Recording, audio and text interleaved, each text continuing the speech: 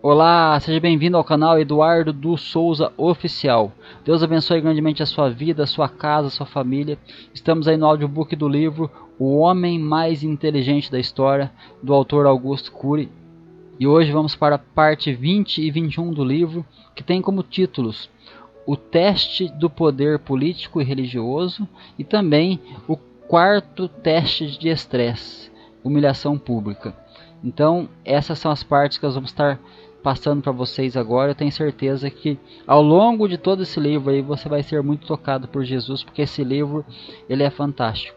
Que Deus abençoe grandemente a sua vida. Fique ligadinho, você que me acompanha no canal, né? Não se esqueça de se inscrever, compartilhe, deixe seu like, deixe seu comentário, diga o que você está achando do livro, né? Deixe aí seu comentário aí para que nós possamos estar interagindo, né? Para que nós possamos estar interagindo com você e que você possa estar também ligadinho, acompanhando até o fim, tá bom?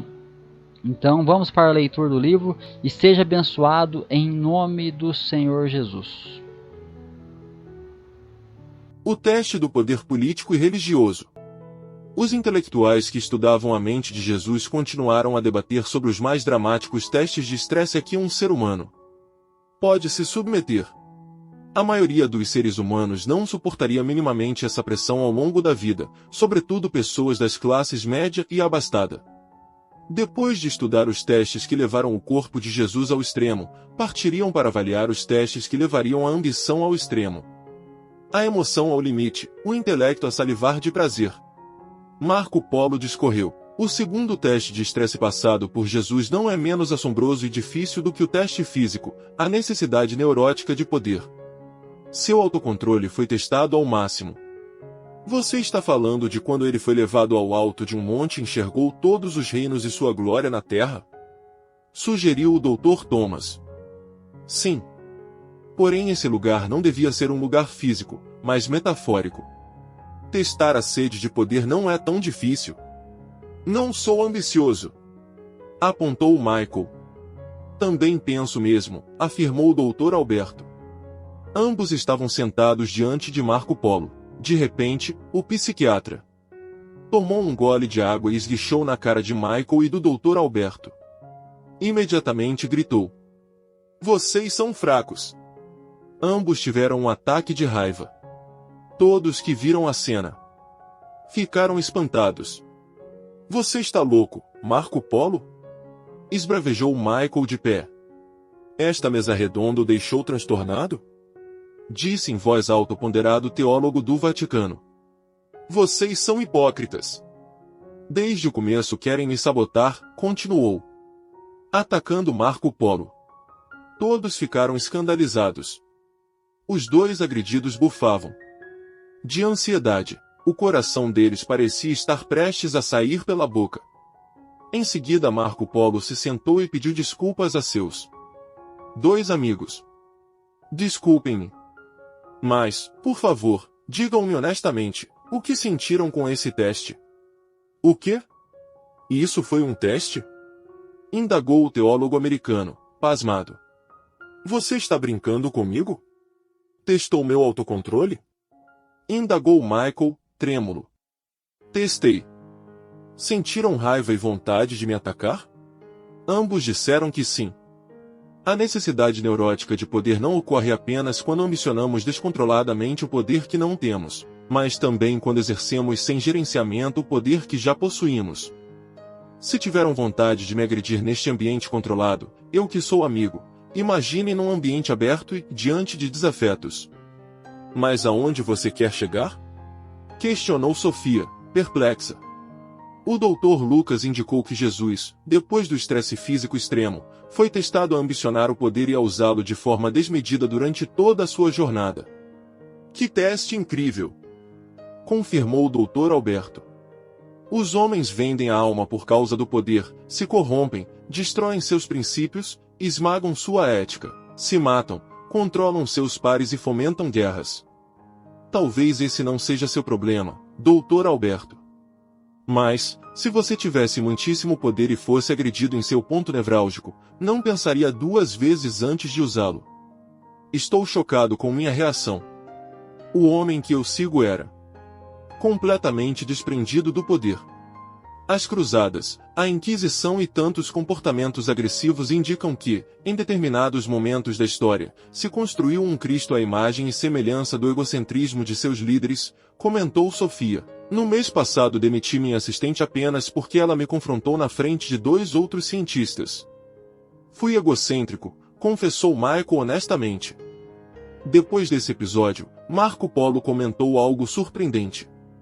O biógrafo de Jesus aponta que ele tinha capacidade de seduzir povos e reinos e dominá-los. Ele comenta, em outras palavras, que Jesus teria todos os reinos da terra se, prostrado, adorasse o próprio poder. Teria o alcance que nenhum César jamais teve. Foi testado no inferno da fome e na glória das nações, comentou. Michael, parece um exagero que ele tivesse capacidade de dominar reinos. Comentou Sofia. Parece mesmo. Todavia, analisei os comportamentos de Jesus nos momentos finais de sua vida. Ele reagia como um nobre, não como um encarcerado. Pilatos parecia uma criança diante dele. Herodes Antipas sentiu-se um menino, assombrado com suas reações. Isso é notável, disse o Dr. Thomas. Será que Lucas estava certo? Se usasse todas as suas habilidades físicas e mentais, Jesus conquistaria como homem o poder supremo na Terra? Mas, se eu viesse para mudar os destinos da humanidade, jamais deixaria de usar o poder se o tivesse, comentou Michael.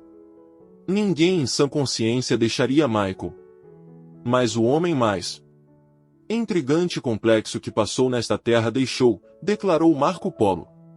E completou. E, para terminar o debate de hoje, seu terceiro teste foi o religioso. Capitaneado quando ele foi elevado ao pináculo do templo. Mas não vou gastar tempo com esse. Como assim? Está dizendo que Jesus teria capacidade de assumir o controle de todas as religiões? Questionou o Dr. Alberto. O teólogo americano tomou a frente. O texto a que o Dr. Marco Polo se refere diz que ele poderia se atirar do pináculo do templo, que simbolizaria as mais diversas religiões, e seria miraculosamente amparado. O que indica que, se usasse sua inteligência e seus milagres com o fim de se autopromover, poderia seduzir todas as religiões, liderando-as. Por tocar em atos sobrenaturais, Marco Polo se recusou a entrar nessa seara. Você entendeu, disse Marco Polo sem outras palavras. Mas, por incrível que pareça, o próprio Michael, que sempre fora tão cético, resolveu tecer comentários filosóficos sobre essa tese. Seria fascinante se o personagem que estamos estudando não fosse fictício, mas real, um homem que tivesse nas mãos o poder político e religioso que os líderes jamais tiveram, mas que os recusasse cabalmente, desejando apenas ser humano. E como o ser humano desejasse transformar a humanidade. Muitos que aderem às mais diversas religiões querem ser deuses. Mas Jesus tinha fome e sede de ser humano, argumentou o teólogo estadunidense. Talvez 90% das pessoas que detêm o poder, seja de que tipo for, sejam indignas dele. O poder as infecta, fecha o circuito da memória, aprisiona o eu em janelas traumáticas e asfixia sua humanidade, concluiu Marco Polo. Só é digno do poder quem se curva diante da sociedade para servi-la, não quem pressiona a sociedade para que o sirva, comentou Sofia com sabedoria. Mesmo pessoas aparentemente humildes ficam irreconhecíveis com o poder nas mãos, comentou o teólogo do Vaticano. Inclusive não poucos pensadores deixam de pensar criticamente, declarou Michael. Diante disso, Marco Polo dissertou. Muitos empregados querem ser empresários, muitos empresários querem ser políticos, muitos políticos querem ser reis, muitos reis querem ser deuses, mas, para espanto das ciências humanas, o único homem que foi chamado de Filho de Deus queria ser humano. Jesus propunha uma revolução na essência da humanidade. Concluiu Sofia. Depois de todo esse debate, Marco Polo, que era um dos raros pesquisadores mundiais que estudava o processo de formação de pensadores, assegurou que a personalidade de Jesus parecia ser muito diferente da de todos os personagens que havia pesquisado. Abraham Lincoln, Nietzsche, Sartre, Kant, Robespierre, Freud, Einstein. Você esperava se decepcionar tão logo começasse a analisar a inteligência dele, acusou Sofia. Marco Polo apenas meneou a cabeça. Eu esperava que ele fosse abatido no primeiro round. Mas estou confuso. Confessou o neurocientista ateu Michael. Concluo com um nó na garganta esta tese. Nunca alguém tão grande desejou se fazer tão pequeno para tornar os pequenos grandes, argumentou um dos maiores ateus que a ciência já conheceu. Marco Polo. Embasbacados, os intelectuais terminaram em silêncio mais uma sessão da mesa redonda. Milhões de pessoas que assistiam aos debates entenderam que os estragos da humanidade ao longo da história não foram produzidos por seres humanos, mas por aqueles que se postulavam deuses, que faziam guerras, mesmo sendo mortais, que feriam, humilhavam e excluíam sem ter consciência de que um dia iriam para a solidão de um túmulo. Havia muitos líderes políticos e religiosos assistindo aos debates. Alguns eram candidatos a deuses, mas agora sentiam a necessidade de se candidatar a ser o que sempre foram, apenas seres humanos, frágeis e imperfeitos, que cedo ou tarde precisariam de um ombro para chorar e de outro em que se apoiar. De fato, uma revolução humana estava em curso. O quarto teste de estresse: humilhação pública. Os debates gerados pela mesa redonda que estudava a mente de Jesus abalavam paradigmas, conceitos, dogmas e a visão de vida dos debatedores e dos espectadores. Na manhã seguinte, Marco Polo pediu café no quarto. Estava mergulhado nos livros. Nunca estivera tão compenetrado. Sofia foi tomar o café da manhã com os demais hóspedes. Havia um burburinho na imensa sala de refeições, mas ela parecia não ouvir nada. O conhecimento que vinha adquirindo estava mexendo com sua maneira de ser e de pensar. Revisava os capítulos de sua história, reescrevia seus conflitos, nutria sua ousadia. Michael passou a ter um sono cada vez mais agitado. Acordava assustado. Sua esposa não entendia o que estava acontecendo com ele. Rígido, cartesiano, excessivamente crítico, seu comportamento passava por algumas transformações.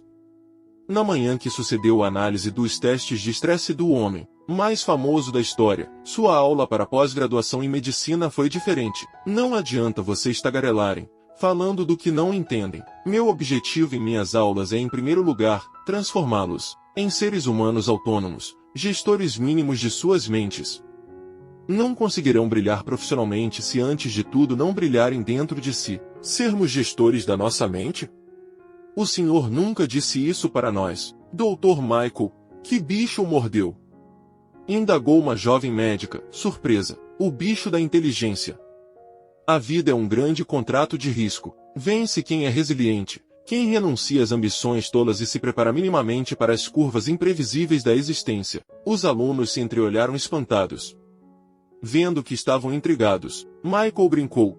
Obrigado pelos aplausos. A turma, sorrindo, o aplaudiu.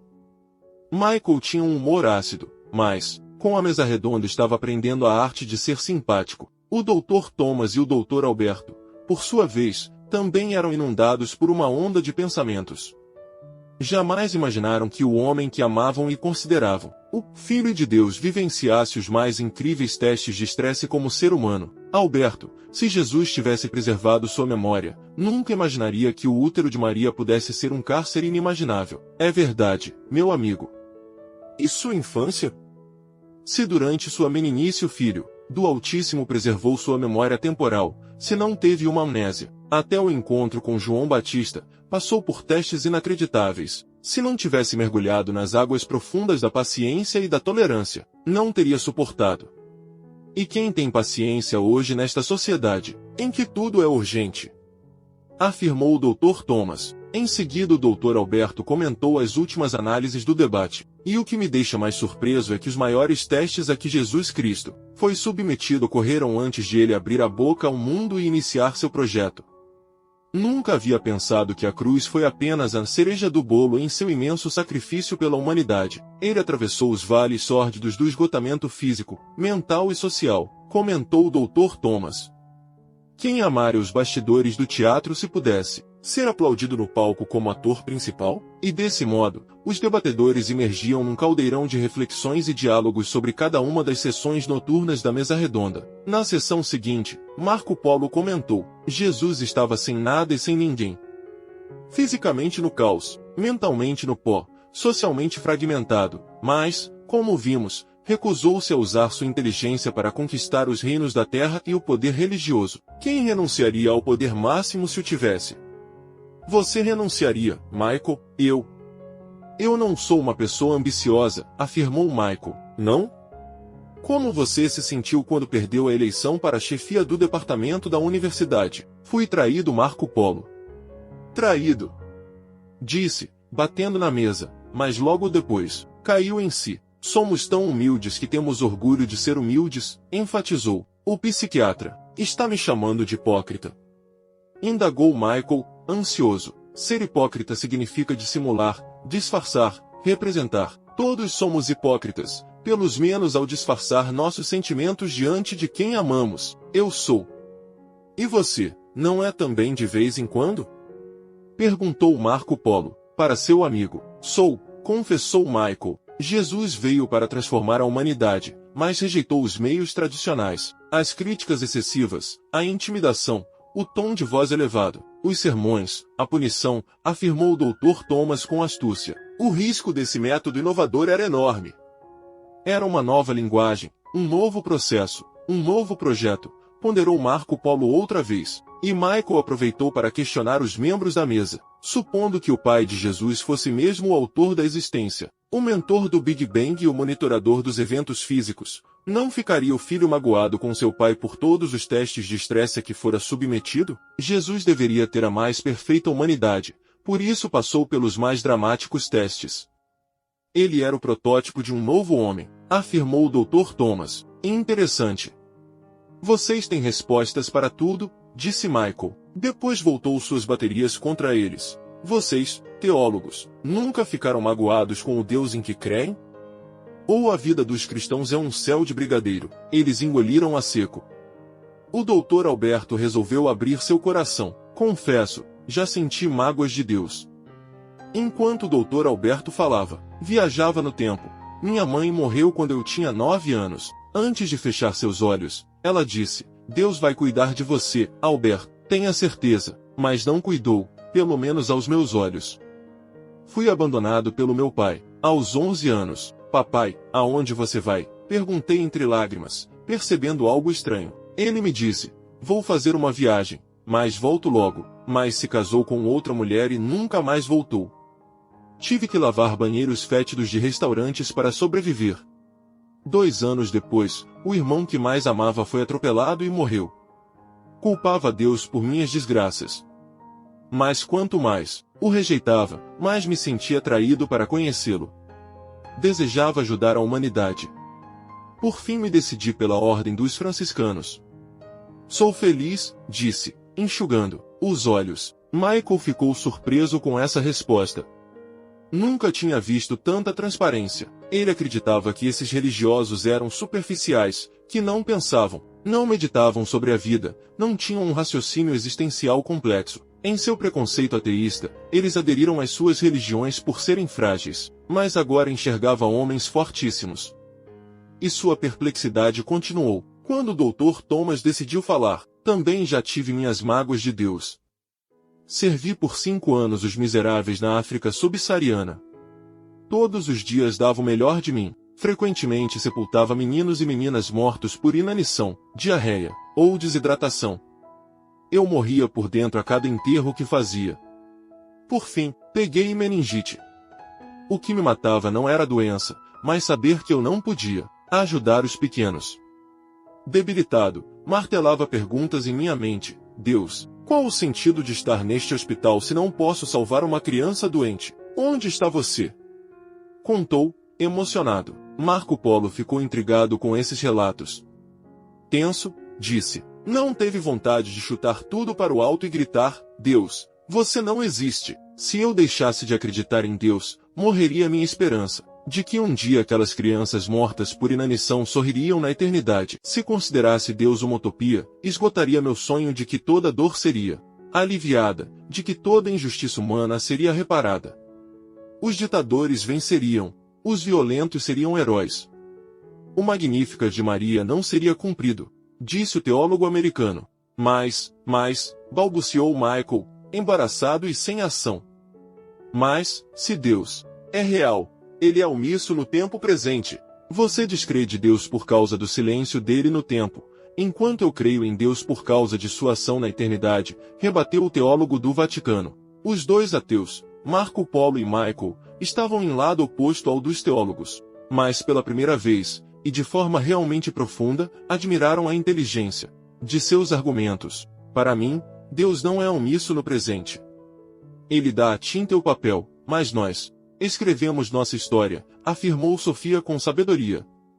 E, lembrando-se de um debate anterior, concluiu, parece que a grande meta de Jesus era humanizar o ser humano. Marco Polo ainda comentou que em todas as religiões, budismo, islamismo, brahmanismo, sempre existiram os apóstolos da paz, que levaram a cabo a difícil tarefa de domesticar seus instintos e vacinar-se contra o autoritarismo.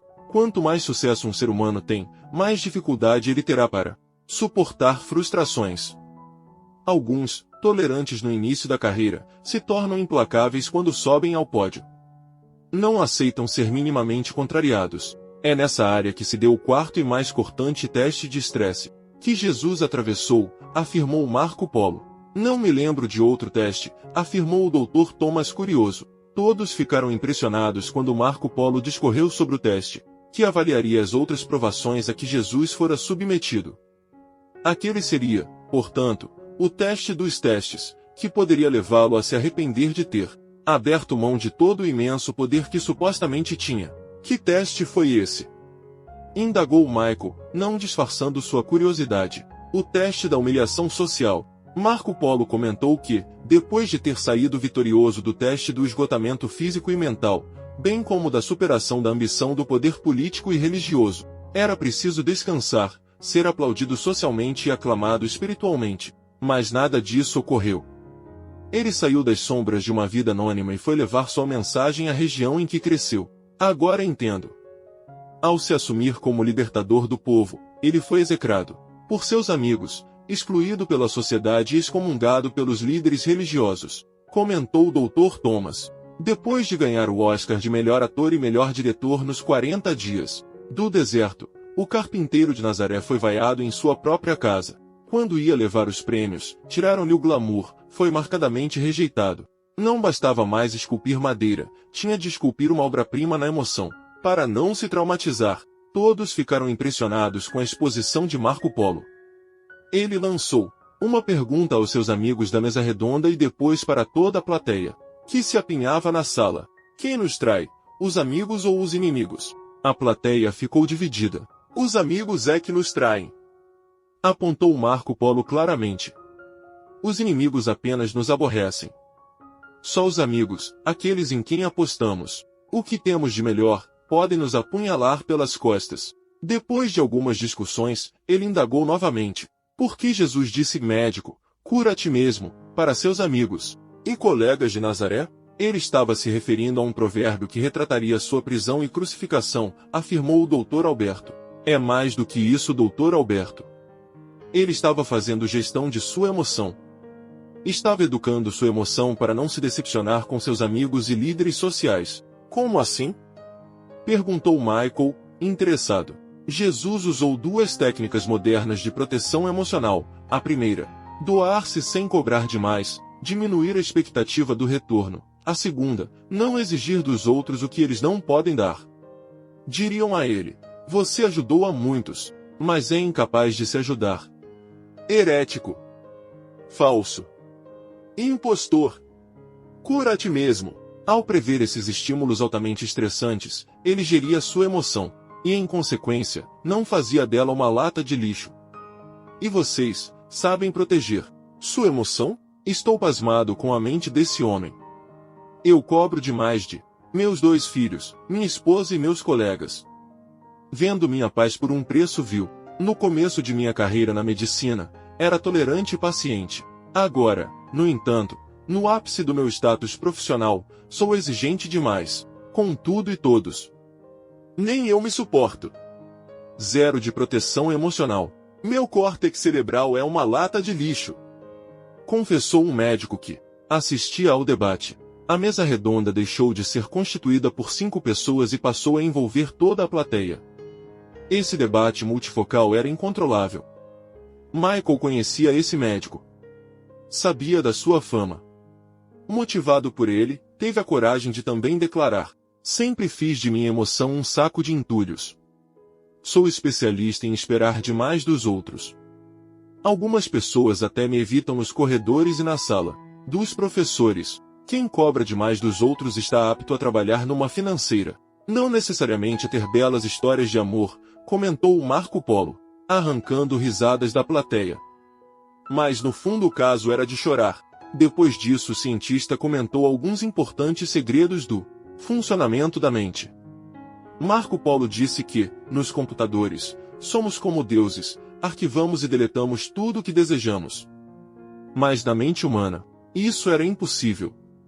Tudo o que detestamos é registrado de maneira privilegiada. Se vocês detestam alguém, sinto muito, essa pessoa vai dormir com vocês e perturbar seu sono. Novamente os participantes riram. As técnicas que usavam as faziam dormir com os inimigos. E Marco Polo completou: Jesus, de forma inteligentíssima, ao diminuir a expectativa do retorno e não agir como um cobrador, prevenia a formação de janelas traumáticas e conservava sua saúde emocional. Nos seus testes de estresse social, Marco Polo explicou ainda que não era possível apagar os arquivos doentios, a não ser com danos cerebrais, como traumatismo craniano ou degeneração do córtex, como ocorre com o mal de Alzheimer. Em seguida, disse que a emoção jamais pode liderar a si mesma. A emoção não pode ter um cartão de crédito ilimitado. Ela dá sentido à vida, mas não pode liderar a mente, não pode comprar o que não lhe pertence. Caso contrário, uma barata se transformará num monstro, uma crítica gerará um inimigo, uma humilhação pública gerará sentimento de vingança ou complexo de inferioridade. Sem gestão da emoção, reitero, o céu e o inferno psíquicos estão muito próximos. Todos ficaram muito satisfeitos com a exposição de Marco Polo. Uma senhora que estava na plateia, professora de sociologia, ficou tão comovida com o que ouviu que se levantou e disse: Doutor Marco Polo, sou socióloga e professora universitária há 25 anos, e nunca pensei que os conflitos sociais, como guerras, homicídios, violência nas escolas, assédio moral nas empresas, tivessem entre suas grandes causas a falta de gerenciamento emocional. Isso é tão novo quanto revolucionário. O agressor tem metaforicamente um cartão de crédito ilimitado, não suporta ser contrariado e, pelo que entendi, o agredido também, pois compra irresponsavelmente o que não lhe pertence. Marco Polo se levantou e a aplaudiu publicamente. As demais pessoas o acompanharam. Os mistérios que envolviam o personagem mais famoso da história inspiravam mentes. Sofia, emocionada, acrescentou: as ferramentas que Jesus usou são tão poderosas que podem prevenir do estresse a certos tipos de depressão. Mas é uma pena constatar que as universidades foram omissas ao não estudar Jesus sob bases científicas. Ele não sofria por antecipação nem ruminava perdas e frustrações. Ele pensava estrategicamente no futuro e se preparava para suportar o insuportável. Seu índice GEI era baixíssimo.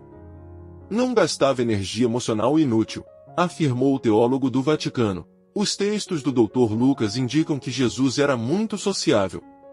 Era letrado. Lia com frequência os textos publicados. Todavia, entre ser querido por seus pares e aceitarem-no como líder aguardado por séculos havia uma distância muito grande, comentou Marco Polo. Crer que um simples carpinteiro, que cresceu no meio deles, mudaria o mundo, não cabia no imaginário deles, comentou Sofia. Exatamente, Sofia, confirmou Marco Polo. E depois concluiu de forma impactante: talvez Jesus tenha sido o personagem que mais foi testado em seu autocontrole. Ele estava livre, poderia decidir se calar, ir embora ou usar seu suposto poder para controlar e fascinar seus desafetos, mas se portou como um simples ser humano. Não queria provar nada para ninguém. Quem de vocês abriria mão de seu poder quando humilhado? Questionou Marco Polo. Sinceramente, eu não abriria mão, respondeu Michael. Muitos intelectuais amam debater ideias, mas têm a necessidade neurótica de controlar os outros. Muitos religiosos não admitem que sua autoridade seja questionada por seus liderados. Amam os aplausos, mas excluem seus críticos, afirmou o Dr. Alberto. Todavia, Para espanto da sociologia, Jesus tratou seus opositores com flores. Fossem críticos, fossem prostitutas, ninguém estava fora da sua agenda, concluiu Marco Polo. Ao que tudo indica, o homem mais famoso de todos os tempos, o único cujo aniversário é lembrado globalmente, não ficou conhecido pela sua mais notável especialidade, ser gestor da emoção, escrever poesias no caos, concluiu Sofia. O debate produzia um material borbulhante, saturado de emoções, aventuras e toques solenes de inteligência.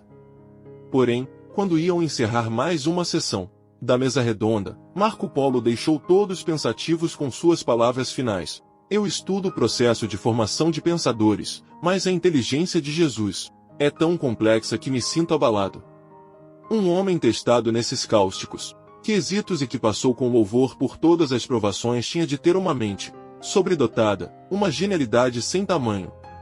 No entanto, é possível inferir que o maior de todos os testes por que Jesus passou não foi visível ou perceptível, como o esgotamento físico, a ambição política, a necessidade neurótica de controlar os outros ou mesmo a humilhação pública, mas invisível. Não estou entendendo, Marco Polo, disse Sofia, espantada. Muito menos eu. Mais um teste? Indagou o Dr. Thomas, desconfiado. Marco Polo apenas respondeu: 30 anos mapeando a mente humana. 30 anos avaliando os fantasmas emocionais que nos assombram. 30 anos esquadrinhando os conflitos sociais. Jesus se submeteu ao mais rigoroso teste de paciência. Por outro lado, nós, que vivemos nesta sociedade urgente, falhamos. Um minuto que o celular trava. E nos estressamos, não é mesmo? Incrível, concordou o Dr. Alberto. Ele não foi para a Índia? Para a Grécia? Não visitou os sábios do Egito? Questionou Michael. Ninguém sabe, interveio Marco Polo. Mas talvez não tenha ido para lugar algum. Talvez estivesse gerindo sua emoção na região de Nazaré. 30 anos se preparando para esculpir a mente humana. 30 anos para abrir a boca ao mundo. 30 anos de paciência. Quem teria esse autocontrole? Desse modo, todos os que ouviram suas palavras saíram introspectivos, ao deixar o debate. Tinham muitas dúvidas, mas ao mesmo tempo pareciam convictos de que o homem mais famoso da história era também o menos conhecido pela humanidade.